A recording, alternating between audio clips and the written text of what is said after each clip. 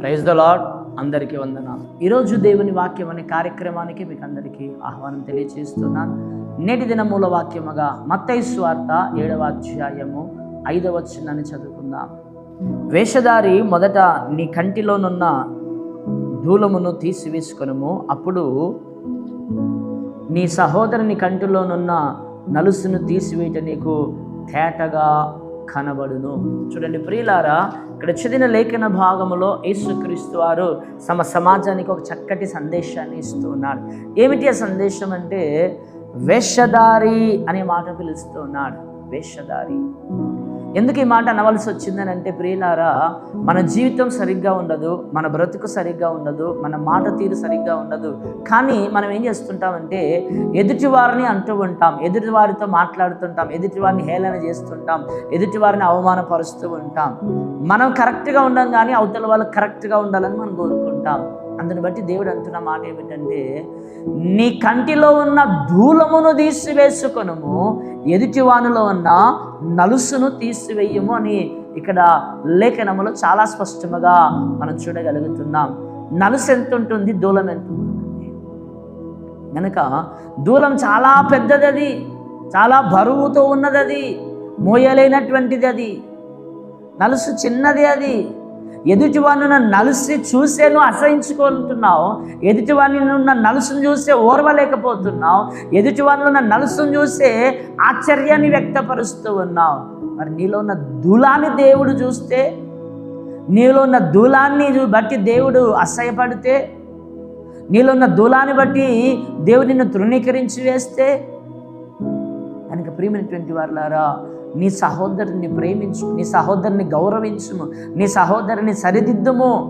ఒకవేళ నీ మాట వినకపోతే అంతే తప్ప, నువ్వు పక్కకు వచ్చి ప్రార్థన చేయ తప్ప ఎదుటివాని కోసం ప్రచారం చేయ. ఇక్కడ లేఖనం సెలవిస్తున్నది, ఎదుటి వారిలో ఉన్న నలుసు, నీలో ఉన్న ధూళం.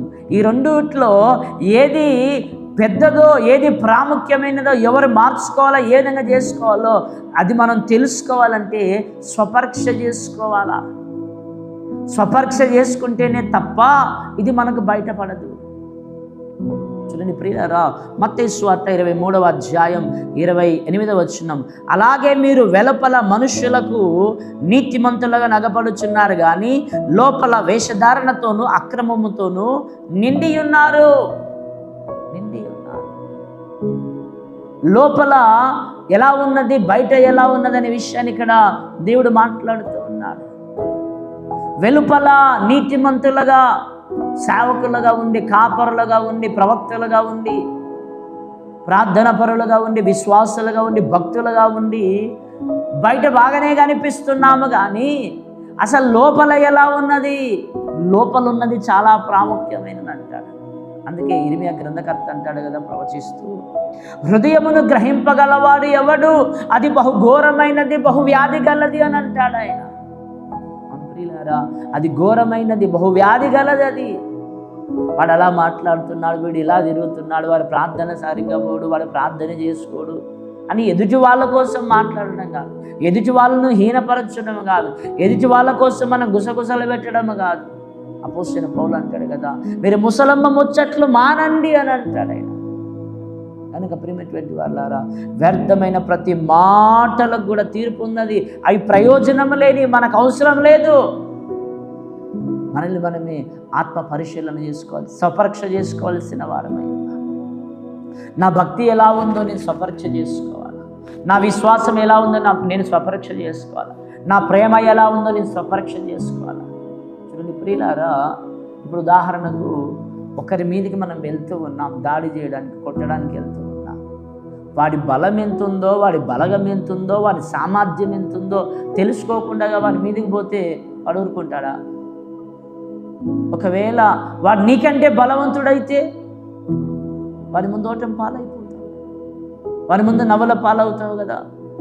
కనుక ప్రియమైనటువంటి వాళ్ళారా, మనము ఎంత ఉన్నాం, అవతల వాడు ఎంత ఉన్నాడని తెలుసుకుంటే వానికి మించిన శక్తి సామర్థ్యంతో మనం పోవడానికి అవకాశం. ఆ విధంగానే మనల్ని మనమే స్వపరీక్ష చేసుకోవాలి. యేసుక్రీస్తు వారు అంటాడు కదా, నా శరీరమును తిని నా రక్తమును త్రాగండి, మీరు నిత్య జీవం గలవారు అవుతారన్నారు ఆయన.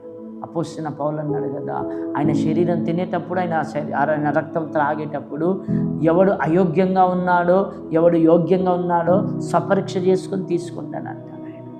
మన ప్రియులారా, ఆ శరీరమును ఆ రక్తంను తిని త్రాగడానికి ఇదిగో రేపటి దినం పరిశుద్ధుల సహవాసపు సంఘ ఆరాధనకు మనం వెళ్ళబోతూ ఉన్నాం. స్వపరీక్ష చేసుకోవాలి. నాలో యోగ్యత ఉందా, నాలో అర్హత ఉందా, నేను స్వపరీక్ష చేసుకుంటున్నాను, ఒకవేళ లేకపోతే నేను సరి చేసుకుంటానని నిశ్చయించుకొని పశ్చాత్తాపడి ప్రార్థన చేసుకోవాలి. దాని కొరకు సిద్ధపడాలి. నా ప్రేమ ఎంత యథార్థమైనది, నా విశ్వాసం ఎంత బలమైనది, నా ఆత్మీయత ఎంత కరెక్ట్గా ఉన్నది, నా యథార్థ ఎంత కరెక్ట్గా ఉన్నది, నా భక్తి ఎంత కరెక్ట్గా ఉన్నది, నా నడక, నా చూపు, నా మాట, నా ప్రవర్తన విధానం ఎలా, స్వపరీక్ష చేసుకో. స్వపరీక్ష చేసుకుంటే అయ్యో అయ్యో అపవిత్రమైన పెదవులు గలవాడు, అపవిత్రమైన జనాంగం మధ్య నివసించువాడు అని చెప్పి యెషయా గ్రంథకర్త పశ్చాత్తాపడుతున్నాడు. సుంకరి పశ్చాత్తాపడుతూ ఉన్నాడు. అపోస్తలుడైన పౌలు పశ్చాత్తాపడుతున్నాడు. పేతురు పశ్చాత్తాపడుతున్నాడు. వాళ్ళను చూసుకున్నప్పుడు వాళ్ళ స్థితి ఎంత అర్థమైంది. మనల్ని మనం చూసుకునేంత వరకు మన స్థితి అర్థం కాదు, మన పరిస్థితి అర్థం కాదు. కనుక మన స్థితిని, మన పరిస్థితిని మనము స్వపరీక్ష చేసుకుందాం, సరి చేసుకుందాం.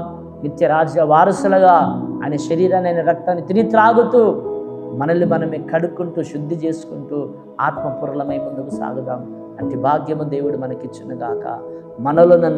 మనలో ఉన్న దూలమును తీసివేసుకొని ఎదుటి వాళ్ళను నలుసును తీసివేదముగాక.